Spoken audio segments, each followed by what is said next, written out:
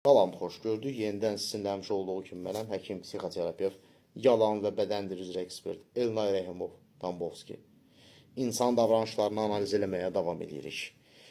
Ünsiyyət zamanı insanın danışıq tempi sürətlənərsə, bu nəyin əlamətidir? Təbii ki, burada elə insanlar var ki, onların təbiətində var sürətli danışmaq, lakin bu durumda adını çəkəcəyim hansı ki, sürət daha da artır. Deyək ki, 2-yə və yaxud da 4-ə vurulur.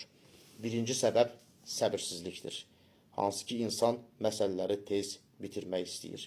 Yəni, insan səbirsizdir. Çeşitli səbəblərdən ola bilər. Hiperaktivlikdən ola bilər, impulsiv pozuntudan ola bilər və ilaxır və s. İkincisi, qorxu ümumi həyəcandır. Hansı ki, burada qanda kortizolun, stres hormonunun miqdarı artır.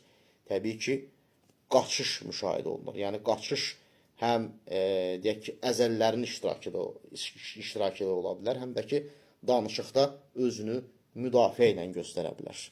Bunun üçün nədir? Sürətli hərəkət eləmək lazımdır ki, o vəziyyətdən çıxsın. Üçüncüsü, aqressivlikdir. Aqressivliyin mənası da, aqressiyanın mənası da orada təhdid var və ora hücum eləmək lazımdır. Əgər əzəlilər hücum eləmirsə, demək ki, nədir? Sözlə bombardıman lazımdır. Və danışıq tempi də nə olmalıdır? Sürətlənməlidir. İstər-istəməz burada danışığın tonu da artmağa başlayır, daha yüksəkdən olur.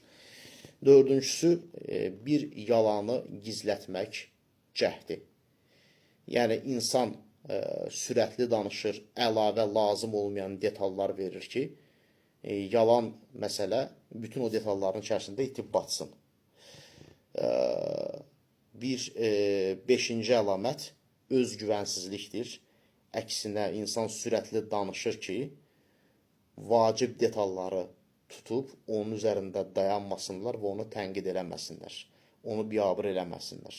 Onu rüsvay eləməsinlər. Və altıncı səbəb, kimisə razı salmaq istəyidir. Belə insanlar sürətli danışırlar və sənə macal vermirlər ki, sən düşünəsən və yaxud da kiminləsə məsləhətləşəsən. Daha çox sektalara cəlb edənlər, satış menecerləri, yəni kimisə sürətli razı salmaq istəyənlər və yaxud da dələduzlar bu tip danışıq tempindən istifadə edir və üstəlik də zamanın məhdud olduğunu deyir. Deməli, əgər bir insan sürətli danışırsa, bu səbəbləri nəzərə almaq lazımdır. Diqqətinizə görə minnətdaram. Sağ olun.